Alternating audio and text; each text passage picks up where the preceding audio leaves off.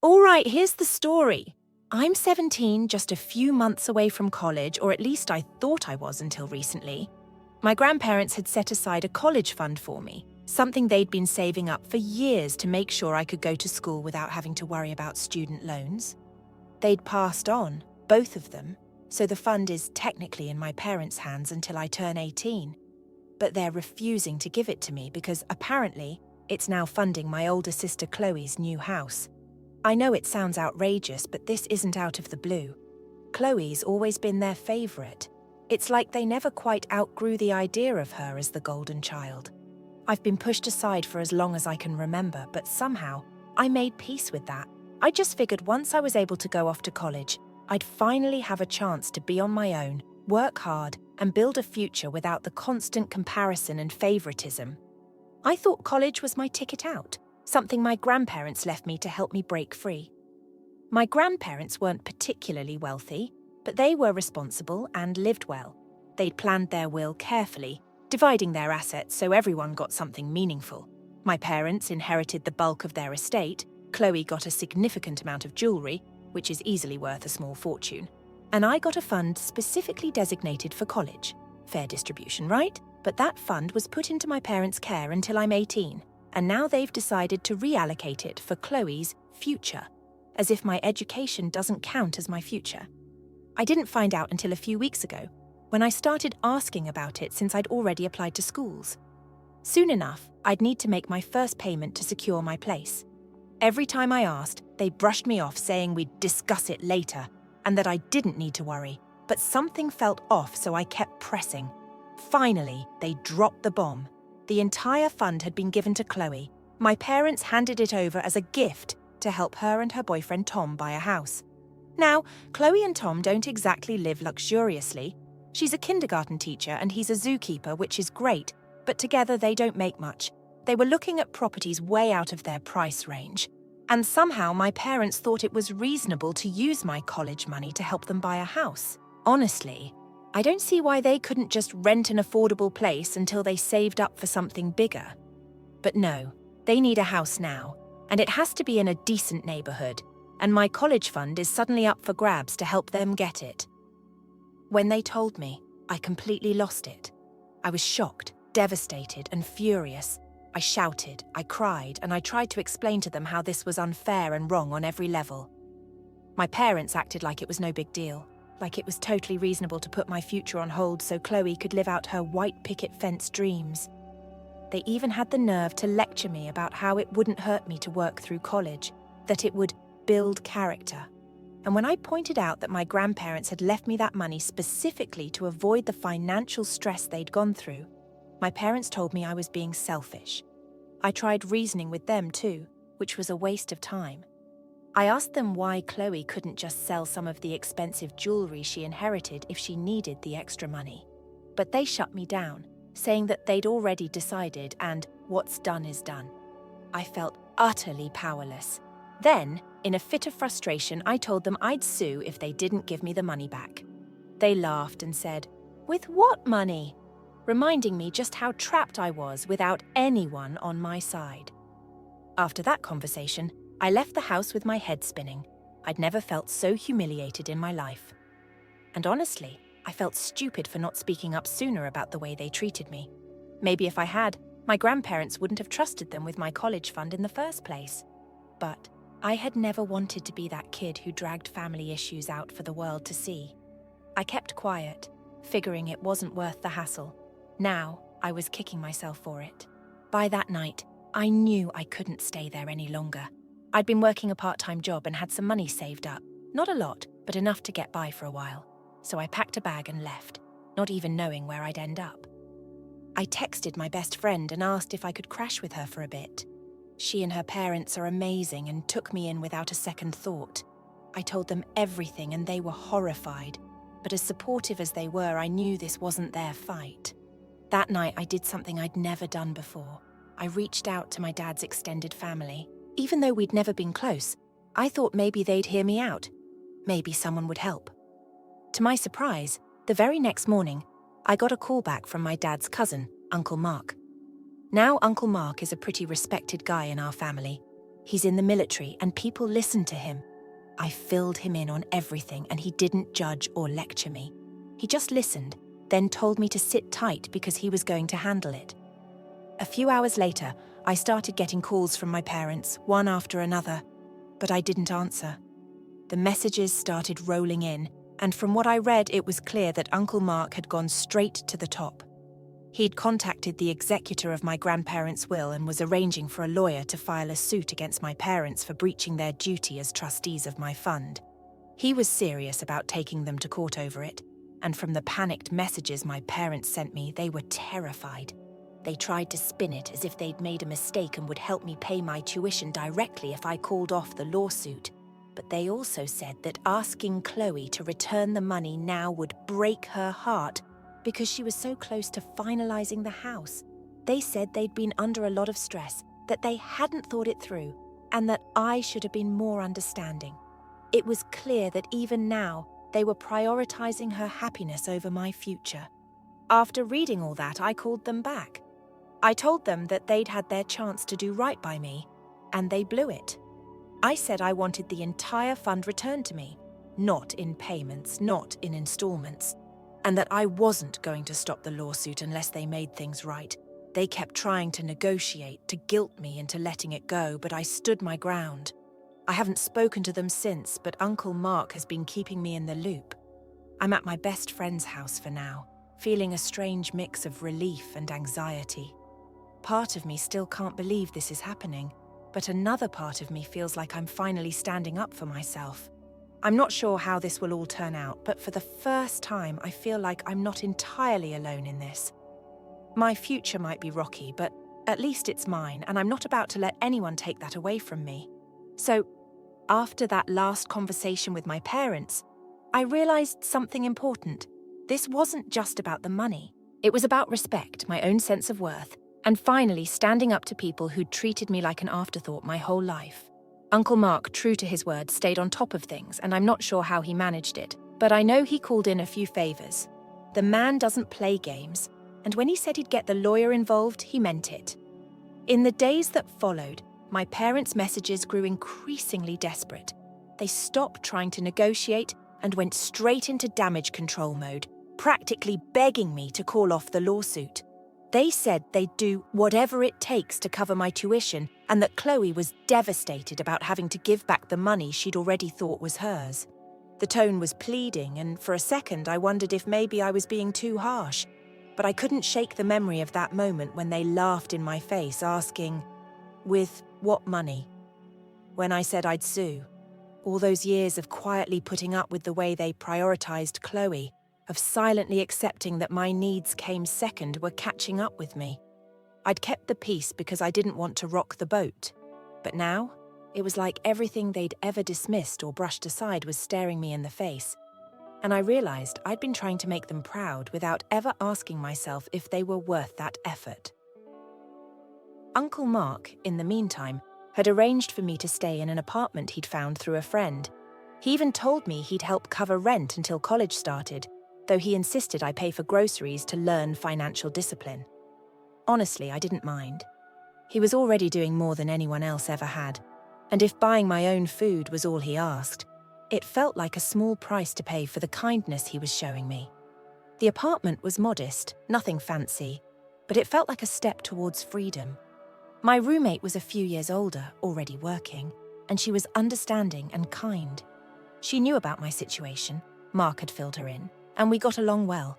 After months of tension at home, it felt strange to have someone treat me like an equal, like a person worth knowing. In a way, I felt more at home there with a stranger than I ever had in my own house. The next few days were intense. Uncle Mark and the lawyer scheduled our first mediation session, hoping that would be enough to get my parents to settle. I still hadn't heard anything directly from Chloe, and a small part of me wondered if she even knew the whole story. But when the mediation finally happened, it was clear my parents were feeling the pressure. They didn't show up in person, which was a relief. I wasn't ready to see them face to face after everything they'd done. Instead, we had a virtual meeting. It was tense, to say the least. My parents tried to apologize, saying they'd been overwhelmed and hadn't thought through the consequences. They offered to cover my tuition, just like they'd said in their texts. but insisted that Chloe keep the rest. According to them, asking for the full amount back would crush her dream of owning a home. It was all about Chloe, yet again. I was quiet for a moment, letting their words sink in, then told them flat out that I wasn't interested in their half-hearted solution. I wanted what my grandparents left for me. I reminded them, in case they'd forgotten, that the money was specifically set aside for my education, not Chloe's dream.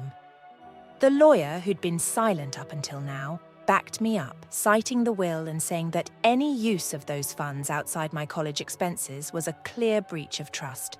It didn't take long for them to crack. They asked for a second mediation session, clearly hoping they could come up with some alternative. I knew my parents were in a tight spot, but that was their own doing, not mine. Uncle Mark assured me that we were close to wrapping things up and that, despite the delays, he was confident we'd win this round. 2 days later, my parents finally caved. They agreed to return the full amount, though they were obviously not happy about it. I didn't care. I knew what I needed, and for the first time, I'd actually taken control of my own life and my own future. The day after our final mediation session, I got a surprise message from Chloe. It turns out she had no idea where the money had come from until my parents finally told her everything. She'd been under the impression that they'd given it to her as a gift, no strings attached, and she'd never questioned it. She apologized to me, saying she'd never have accepted it if she'd known it was meant for my college. I could tell she was genuinely sorry. We were never super close, but she's my sister, and it meant something to me that she reached out. I told her I understood that this wasn't really about her. It was about my parents and the choices they'd made. She seemed relieved, and honestly, so was I. It's not like we'd suddenly become best friends, but at least we weren't holding grudges. After that, I kept my distance from my parents. Uncle Mark encouraged me to focus on my future and my education, and that's exactly what I did. In a strange way, this whole ordeal had given me the push I needed to finally start living life on my own terms. I didn't know what would come next, but I knew one thing. I was finally free, and for the first time, I felt like I actually mattered. After my parents agreed to return the money, things moved quickly. They might not have been happy about it, but the funds came through and I finally had what my grandparents had intended for me all along. Uncle Mark made sure every dollar was accounted for, and I felt a huge weight lift from my shoulders. For the first time, I didn't have to worry about how I'd get through college or feel like I was on my own. It was strange, honestly, having someone actually support me and genuinely look out for my future. In the weeks that followed, I settled into a new routine. I still had my part-time job, and living with a roommate taught me a lot about budgeting and independence. Uncle Mark continued to check in on me regularly, making sure I had everything I needed. He even helped me get my scholarship applications in order, so I could make the most of the money I had and, hopefully, have something left when I graduated. One evening, I got a call from my parents. It was unexpected since we hadn't really spoken since the lawsuit ended. I picked up out of curiosity, but I kept my guard up. They sounded subdued, almost defeated, and I could tell from the start that they weren't calling to reconnect. My mum started talking about how they'd struggled financially to make everything right, and how hard it had been on them to lose Chloe's house. It was the first time they'd outright said that the money was never really intended for me. They saw it as a backup, a way to help family. I couldn't believe my ears. When I reminded her that the money was set aside for my education, not for Chloe's house, she just sighed and said, "It's hard to understand until you're a parent." Then my dad chimed in, saying they hoped I'd see the bigger picture someday and realize they were only trying to do what was best for both of us. That line hit me harder than I expected. All my life, they'd acted like it was natural for Chloe to come first, that somehow sacrificing my opportunities was for the greater good. I told them I appreciated the call but had no interest in rehashing the past, especially when they still didn't seem to understand why what they did was wrong. We ended the conversation civilly, but it was clear we were on different paths now. After that call, I decided to cut off regular contact with them. Uncle Mark supported my decision, saying I needed to focus on my own well-being and that not every relationship, even with family, can or should be saved. His words stuck with me. For the first time, I realized that family doesn't have to mean guilt and obligation, and that I could actually build my own family out of the people who genuinely cared. Meanwhile, Chloe kept in touch. She sent a few more messages, apologizing for how everything went down and asking how I was doing with my college plans. She even offered to meet up, and though I was hesitant, I figured there was no harm in getting coffee with her. We met at a small cafe, and she looked different, older, maybe a bit more grounded. She apologized again, and we talked openly for the first time in years. She admitted that she'd always sensed there was favoritism, but hadn't realized how it affected me until now. In a weird way, I felt a sense of closure. I didn't feel angry with her anymore, and while we weren't going to be best friends overnight, I could see us building some kind of relationship. She even thanked me for letting her keep a few small items that our grandparents had left her. I didn't care about the material stuff. I just wanted my future back. We parted on good terms, and I walked away feeling lighter than I had in a long time. With my family situation mostly settled, my focus turned completely to college. I'd heard back from my first choice school, and not only did they accept me, but I also received a partial scholarship. Uncle Mark was thrilled, and we celebrated with a big dinner the night before I moved into my dorm. He and his wife had been a constant source of support through all of this, and knowing they'd be just a short drive away during the school year made the transition easier. College life started, and it was everything I'd hoped for. The classes were challenging, but I loved them. My roommate Katie and I quickly became friends, and we even joined a study group together, which helped me keep my grades up and manage my time better. Uncle Mark kept his promise about staying in touch, sending me little texts to check on me or inviting me over for a home-cooked meal whenever I felt homesick. About halfway through the semester, I found myself reflecting on everything that had happened. What began as a nightmare had turned into something empowering. I learned that sometimes standing up for yourself means making hard choices, but it also means creating a future on your own terms. I might not have the relationship I once hoped for with my parents, but I've gained something more valuable: my freedom and a fresh start. Looking back, I wouldn't change a thing. My grandparents' gift gave me more than just an education. It gave me a new outlook, one that Uncle Mark helped me see. And as for my parents, I can't say I forgive them yet, but I can live with it. They made their choice and I made mine. I'm finally free to build a life that's just for me. And for now, that's enough. After the dust settled from my family drama, life took on a rhythm I never imagined. College became my world, and every new class, friend, and experience reminded me that my path was finally my own. The scholarship I'd landed covered more than I expected, and with my grandparents' fund safely in my account, I didn't have to worry about finances for once. The freedom was exhilarating. My bond with Uncle Mark grew deeper. He and his wife were like a second family to me now, stepping in as mentors, cheerleaders, and everything my parents should have been. Whenever I visited them, they'd make sure I left with advice, care packages, and a feeling that I truly belonged. Mark would ask about my studies, my friends, and even my plans after college. He was proud, he said, of how I'd handled everything, and I could see it in his eyes. Over the months, I realized that while I still missed the idea of a family, I didn't miss my parents themselves. They'd never reached out again, and honestly, I preferred it that way. I was no longer angry, just ready to close that chapter.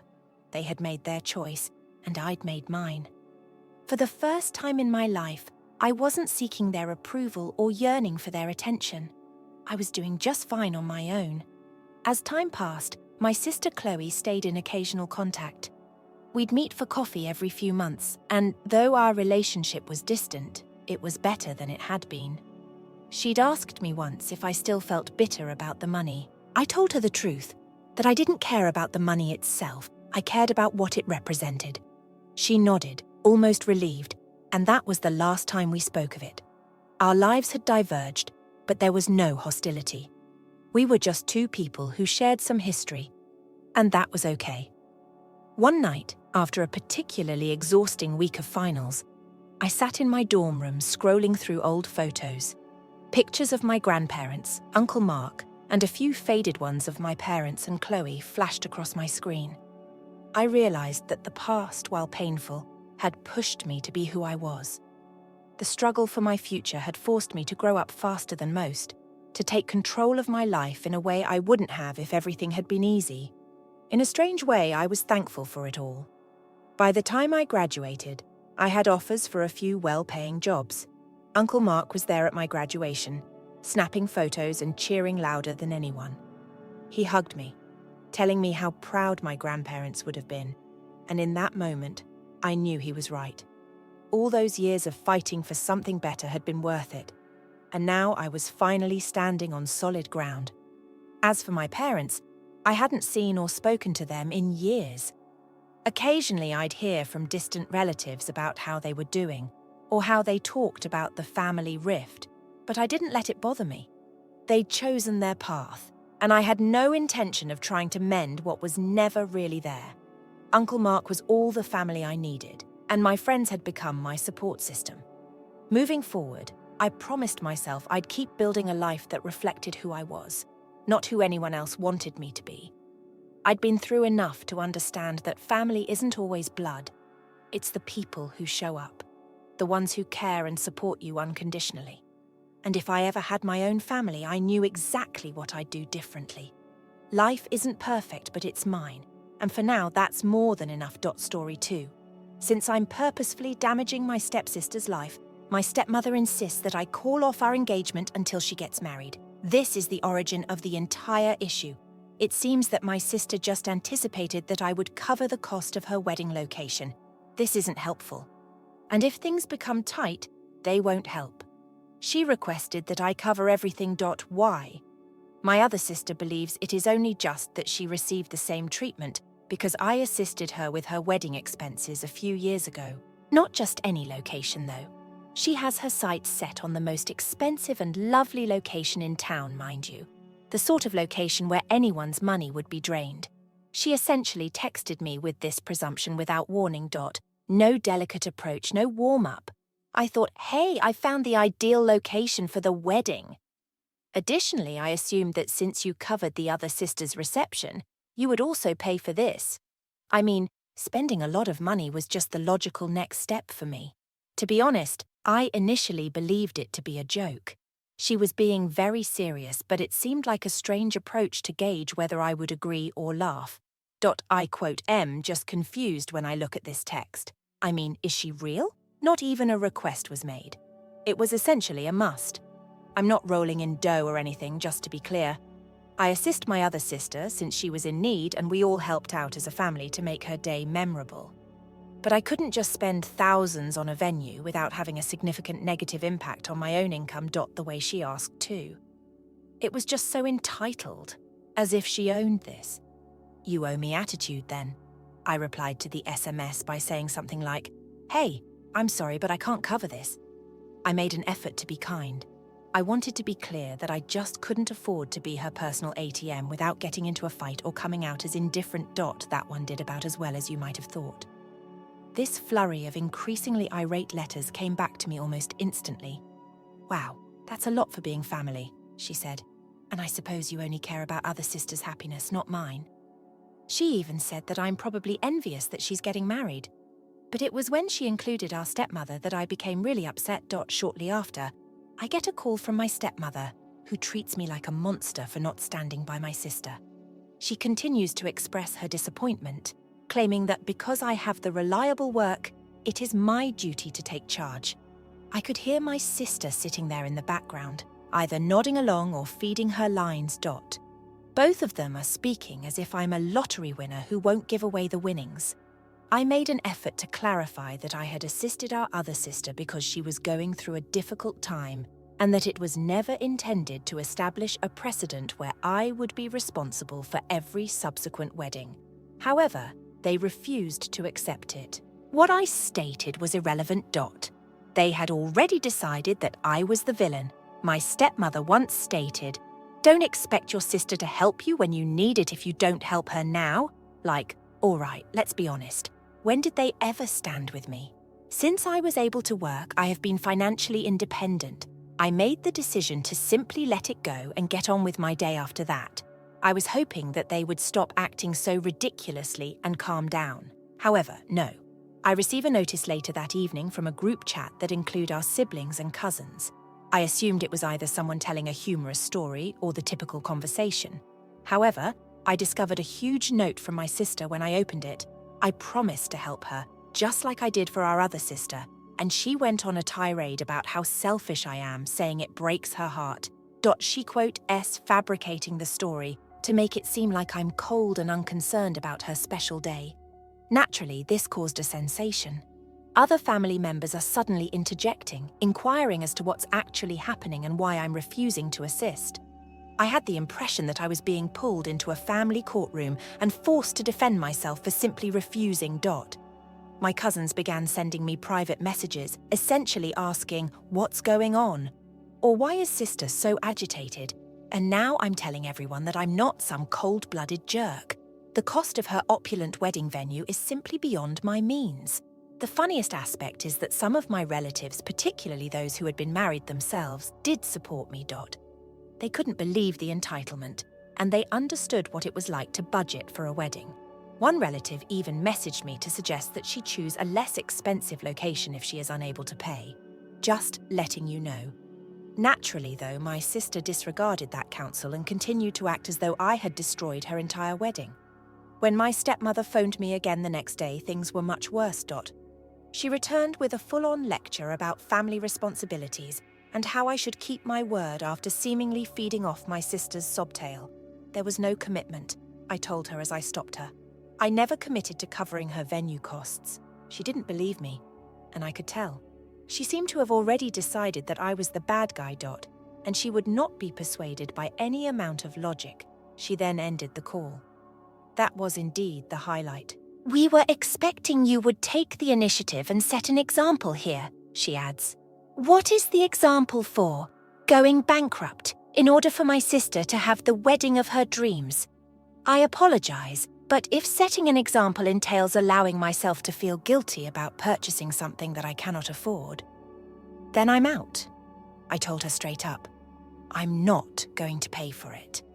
The narrative is over. I then hung up. They kept bringing up other family members, attempting to portray me as the bad guy who is trying to ruin my sister's wedding, even though I believed that would be the end of it.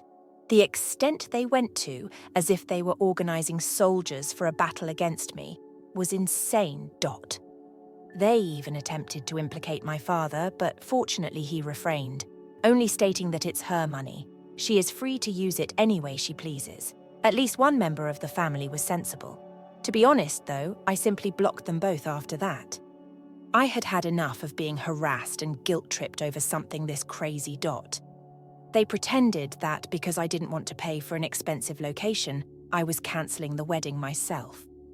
I just wanted to be free of my sister's delusion and have some serenity in my life, whether her special day was truly important to her. Instead of using me as a personal ATM, perhaps she would concentrate on making it fit inside her budget.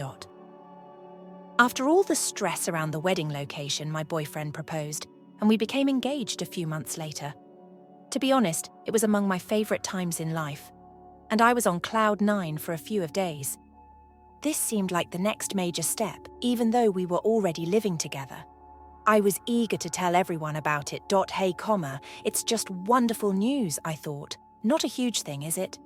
As it happens, I was completely mistaken. My phone started exploding not even a day after I alerted my family and shared a few images and other typical content. It's my sister, I see. The first thing that comes to mind is that she's phoning to congratulate me. Yes, I see now that I was being far too hopeful. She started shouting as soon as I responded, so I knew something was wrong. She was yelling at me as if I had done something terrible before I had even said hello. She keeps complaining that I'm taking her thunder. I had to keep the phone away from my ear because she was shouting so loudly. Things like, "How could you do this to me?" are being spoken.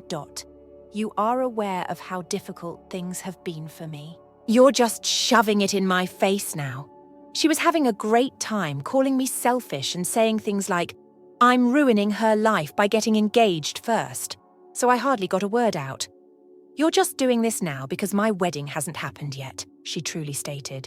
Such as, since when is it mandatory for me to put my life on wait because she's juggling the drama of her wedding?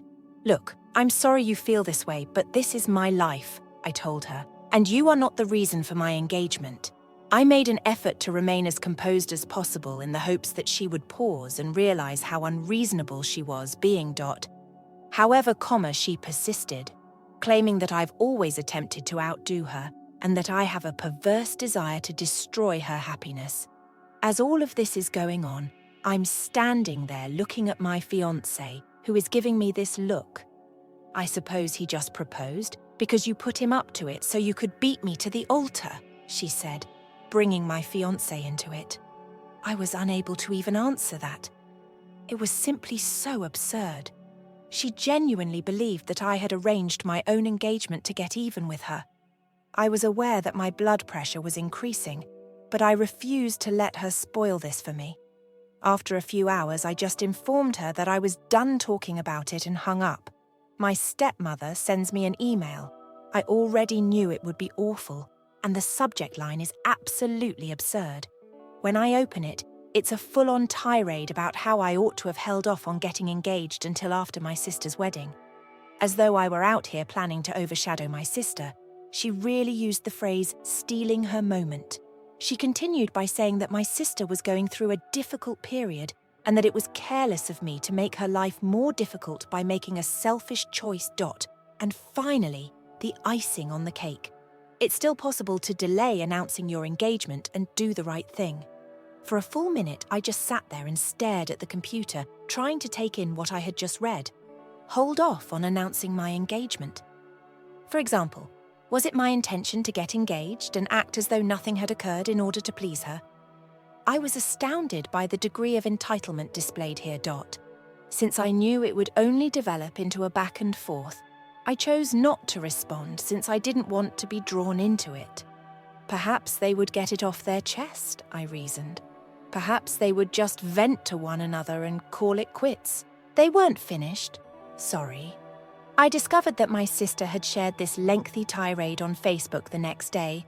She described in her emotional post how she has always had to deal with egotistical people who want to overshadow her, and how certain people were attempting to take away her happiness when she was going through a difficult period.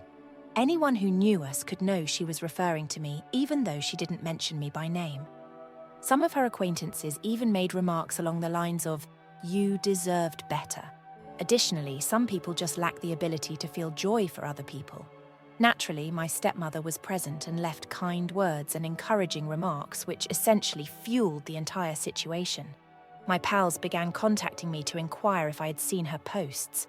It was so ridiculous and petty that I was genuinely humiliated. Even one of my cousins, who has supported me from the start, left a comment on her article, asking whether it's not time to let people live their lives and go on. That made me laugh, but it didn't deter her. "You wouldn't understand because you're not a bride," was my sister's exact response. It was far from the end of the drama. My sister chose to text me once again, accusing me of disrespecting her by disregarding her sentiments and stating that it would be best to step away from social media and give her back the limelight. In order to give her some breathing room for her own wedding, she even recommended that I tell everyone that I rushed the engagement and that we were taking it slow. I read it and almost dropped my phone. "I'm not doing any of that," I said. "You don't have to be the focus of my happiness since this is my life." She didn't back down, which surprised me. She continued her tirade by claiming that I should support her rather than focus only on myself if I truly cared about my family. And then I was finished. I made an effort to be civil. I made an effort to be understanding, but she was pointlessly dragging me through the muck. "I'm not sure what you want from me, but I'm not going to let your unhappiness stop me from living my life," I told her. I quote, "am done interacting with you if you choose to behave in this manner." I then blocked her. I hoped there might be some serenity if I blocked her. After that, though, my stepmother began messaging me to accuse me of being heartless and ignoring my family at crucial times. "You're abandoning your sister when she most needs you," she remarked. I wasn't going to fall for that. It was guilt tripping 101. I blocked her as well as left her unread. There was silence for a time. After seeing my sister's tirade on Facebook, I received many messages from cousins asking how I was doing. I told them it was all theatrics since I didn't want to make a big deal out of it, stress over it. But I was secretly annoyed. My family members were attempting to ruin what should have been one of the happiest periods of my life because they couldn't handle my joy. I suppose I shouldn't have been shocked, but I was nonetheless. My sister was usually theatrical, but this was on a whole other level. I just wanted to have fun, tell those who mattered, and begin making plans for the future. Rather, I was forced to participate in a soap opera that I had not requested. Ultimately, I made the decision to ignore those who weren't truly pleased for me and concentrate on those who were . No matter how hard my sister or my stepmother tried, I wasn't going to let them take this happiness away from me.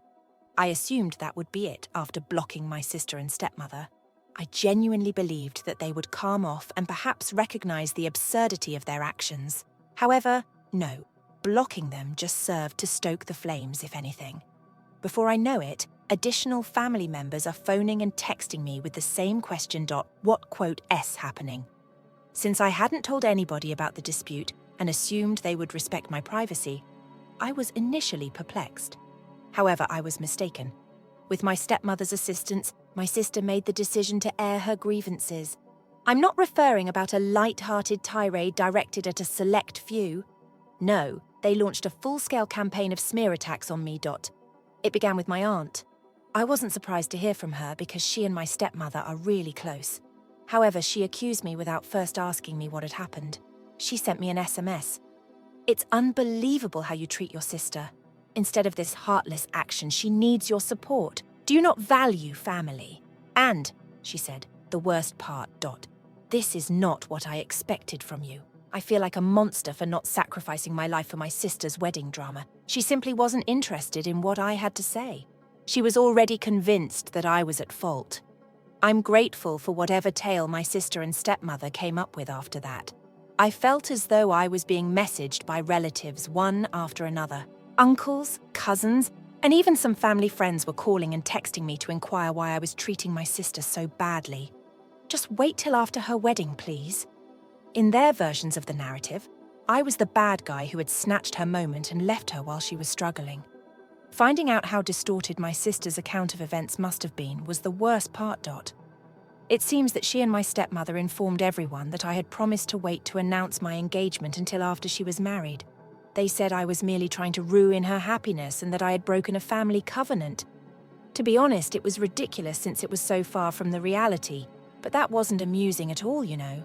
Normally very level-headed, one of my cousins contacted me and asked if we could speak.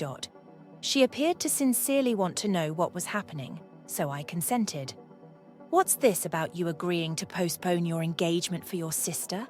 she questioned. Wow, I didn't agree to anything like that, so I had to take a long breath. I told her that no covenant or pledge ever existed. It's quite crazy that she's spreading that untruth, and I didn't promise to put anything on hold for her. Even my cousin, who listened and appeared to comprehend, said, "I understand, but you know how your sister is. Perhaps this whole situation would not have blown up if you had simply waited a few months." Then it dawned on me. My sister had succeeded in making everyone believe that, despite her irrational behavior, it was my duty to keep her from getting upset. I began to feel like I was being besieged. No matter what perverse tale my sister was presenting, there was always someone else willing to assume the worst about me. I knew there would be another text or missed call waiting, so much so that I didn't even want to check my phone. It wasn't just close relatives either.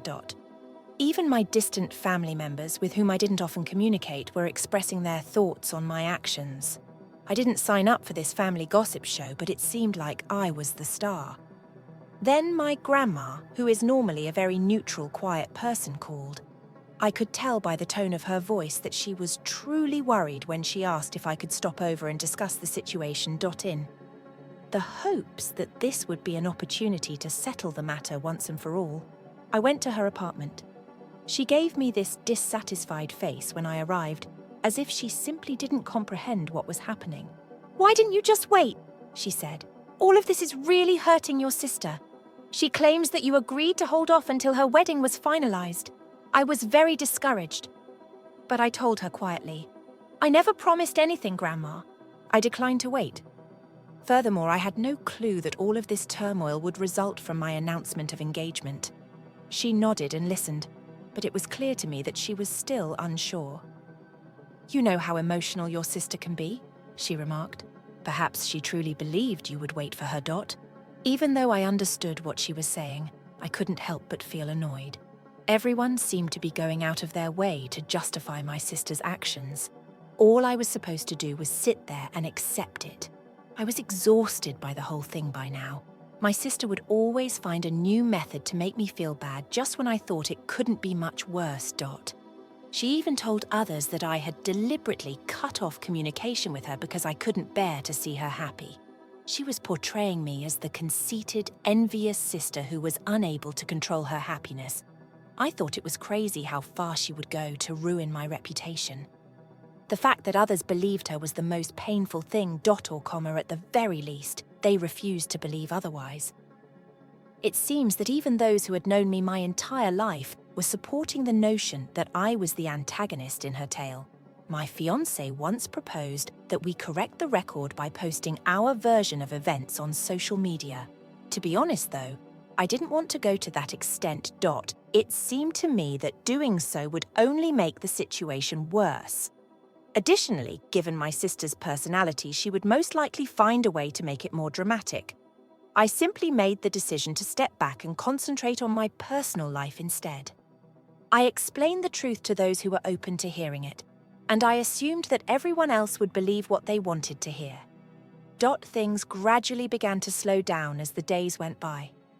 Although some relatives continued to give me the side eye and make passive-aggressive remarks, I believe that people were beginning to see how absurd the whole situation was.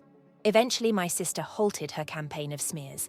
Alternatively, she could have just run out of people to chat to.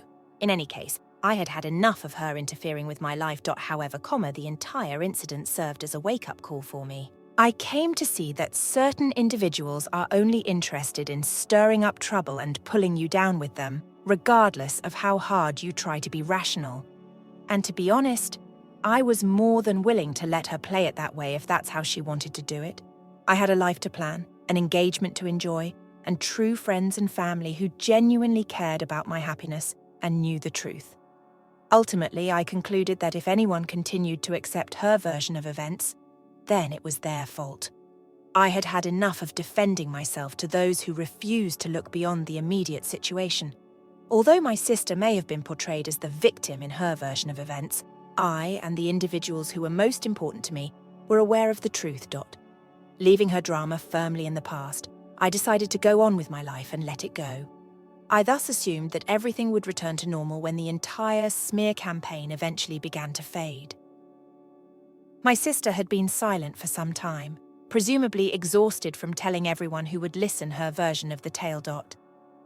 In fact, without all the commotion, I was beginning to unwind and enjoy my engagement. However, I should have seen that tranquility would not endure. One evening, my fiancé and I were merely discussing some wedding-related ideas. Not much, just a little thinking around dates and locations. I hadn't even told my family about it or blogged anything about it yet. To be honest, we were only discussing potential concepts to gauge our shared desires. My phone began to buzz frantically at that point.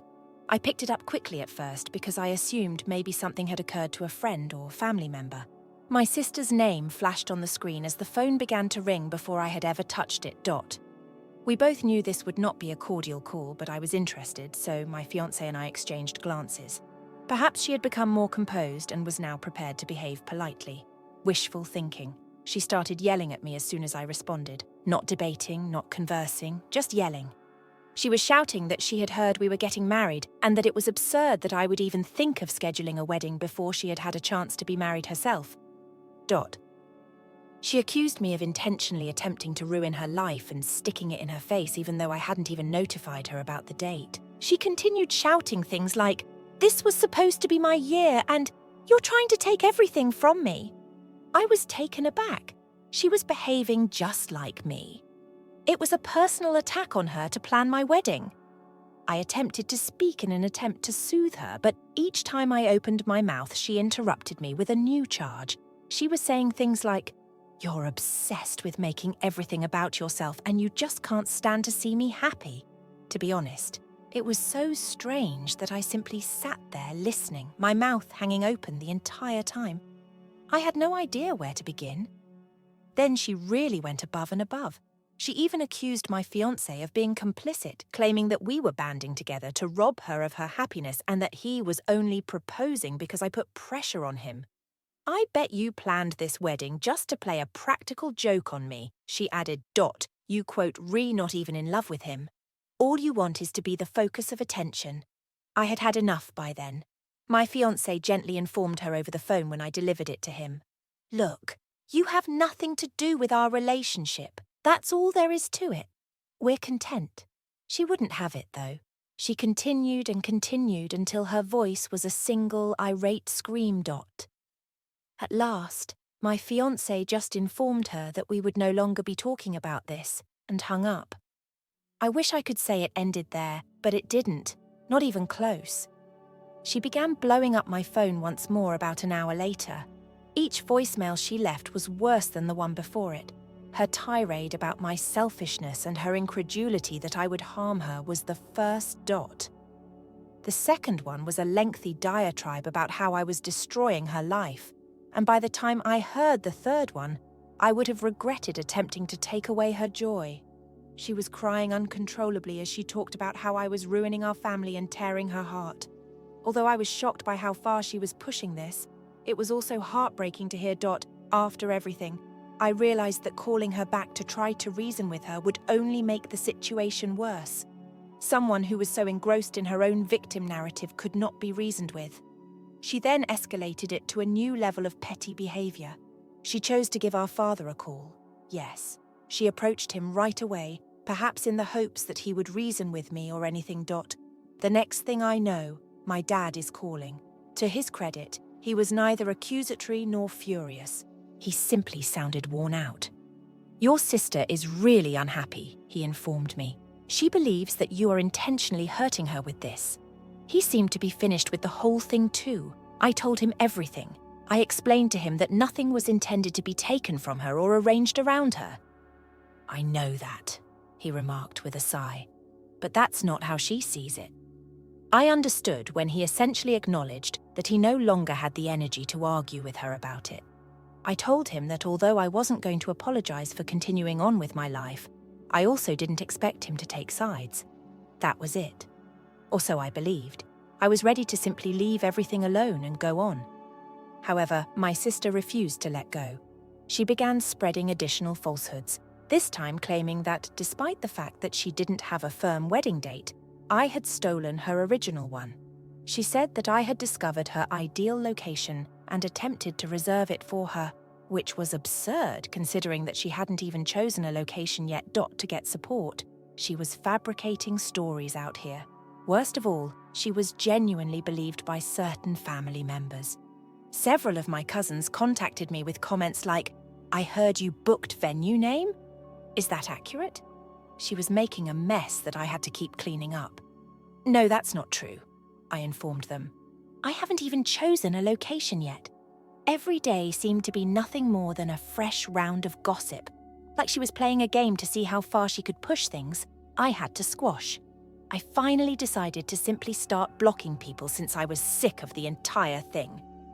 I informed my friends and close relatives of the truth so I wouldn't have to constantly justifying myself, and I blocked her and anybody else who continued to attempt to spread her lies. I had finished it. I wanted to resume my life without being burdened by her drama. Ultimately, I understood that her outburst had nothing to do with me or my engagement. It was about her feeling like she was losing control of her moment and her inability to deal with her own fears. She chose to make me the antagonist in her fiction rather than confront that issue. I was no longer playing along, though. I thus let her to scream, weep, and have any kind of tantrum she desired. I was not going to listen any longer, though. I had to concentrate on my own life, and I was going to do just that. It was her problem, not mine, if she couldn't manage it. After all of that, I decided that enough was enough, and the greatest thing I could have done was to block my sister, my stepmother, and other family members who were still living in her own warped version of events. I didn't care at this point, even though I knew it would cause much more problems. I had had enough of self-defense. I'm sick of having to justify everything I do. All I wanted was serenity. However, blocking them did not immediately resolve the issue. My sister had not finished. By no means. Since she was unable to contact me personally, she turned to posting ambiguous and resentful content online. Her passive-aggressive statements such as, "Some people are just so self-centered, they'll ruin your life without a second thought," were shared every other day. Furthermore, you are not relatives by blood. Loyalty does. You know, the traditional attention-seeking kind of things that are meant to leave people wondering what occurred. I received copies of her posts from friends, and some family members even messaged me to ask how I was doing. Or your sister is causing me concern. She seems quite distressed. None of them received a response from me. How I perceived it. The true narrative was previously known to those who genuinely wanted to know. I didn't need them around either, if they thought her one-sided pity party was more important than speaking to me. People eventually moved on after learning that her tweets were nothing more than rehashed drama. They seemed to have grown weary of her unrelenting pessimism. The friends who saw the issue for what it was opted to let it go, and family members ceased bringing it up. I was able to breathe at last. As the months passed, my fiancé and I continued to be busy with work and wedding preparations. In fact, life was rather pleasant. For the first time in decades, I could finally concentrate on the things that brought me joy, free from the ominous shadow of drama. I was truly thrilled about what was ahead. Together, we were creating something incredible. Then, suddenly, I received a message from my father. He wanted to meet up after being silent for the most part of the drama. He stated that he believed it was time for us to get together as a family and discuss the situation. Perhaps he made an effort to mend what remained of the connection. He wanted to make things right, and I didn't blame him. Although he has always been a mediator, I informed him up front that I didn't want to repeat the entire situation with my sister and stepmother. I was finished. He genuinely respected that, which surprised me. He acknowledged that he only wanted me to know that he would be there in the event that I had second thoughts. And it has great significance. Knowing that at least one member of my family was prepared to accept my choice without attempting to pull me back into the tumult was reassuring. My sister must have realized at that point that no one was any longer interested in her narrative. Her postings and resentful messages decreased, and it seems that she even stopped attending family get-togethers. But if I claimed to feel sorry for her, I would be lying. She was simply dealing with the fallout from her own choices, which led to this entire situation. It was her fault, not mine, if people were turning away from her. And what do you know? Without her around to stir things up, everyone really benefited from the distance. Family get-togethers started to seem fun again. In fact, I wouldn't feel like I was entering a war when I went to a meeting. People simply concentrated on being a family and quit picking sides. A tremendous weight seemed to have been removed. Regarding my sister, I've heard that she has been more private lately, talking just to our stepmother. She still harbors resentment. Though it no longer has the same effect, I still occasionally post quotes that are passive-aggressive. Most people are no longer paying attention. She seemed to have run out of steam at last. I suppose people can only take so much drama before they decide it's not worth their time or effort. In retrospect, I believe I learned a lot about limits from this whole fiasco. As a child, I always thought that it was my duty to maintain harmony and ensure that everyone was content. However, that's just not feasible, particularly when individuals are so preoccupied with their own egos. No matter what I accomplished, my sister would never be happy. It was genuinely liberating to finally accept it and let go of any need to win her approval. I am totally focused on the positive now. I have friends and relatives who honestly care about my happiness. a boyfriend who is genuinely supportive, and a wedding to organise. I've had enough of worrying about those who only wish to undermine me. It's their fault, not mine, if they can't bear to see me happy. I feel like I'm in a better position now, even if it's unfortunate that things went this way. There isn't any drama in my life, and I'm surrounded by positive individuals who don't bring me down. To be honest, it's a relief. No more bouncing back and forth, no more guilt trips or gossip, just tranquility. So, I suppose you could say that I'm at last moving on, and it feels fantastic. It wasn't until I cut my sister off that I realised how much her negativity was pulling me down. I can now concentrate on the important things, establishing a life with my partner, making memories that truly bring me joy, and preserving the relationships with those that truly encourage me. I'll listen to my sister if she ever wants to discuss things out. Nevertheless, I'm not holding my breath or sacrificing my life for her. I learned from this entire ordeal that I deserve to be happy, and I won't allow anyone to take that away from me ever again. My stepmom chose to give it one last go just when I believed the turmoil had finally subsided. She sent me this lengthy note about her guilt trip out of the blue. It began sweetly by inquiring about my well-being, how the wedding preparations were progressing. And then all of a sudden, you're back to the "you should call your sister" routine.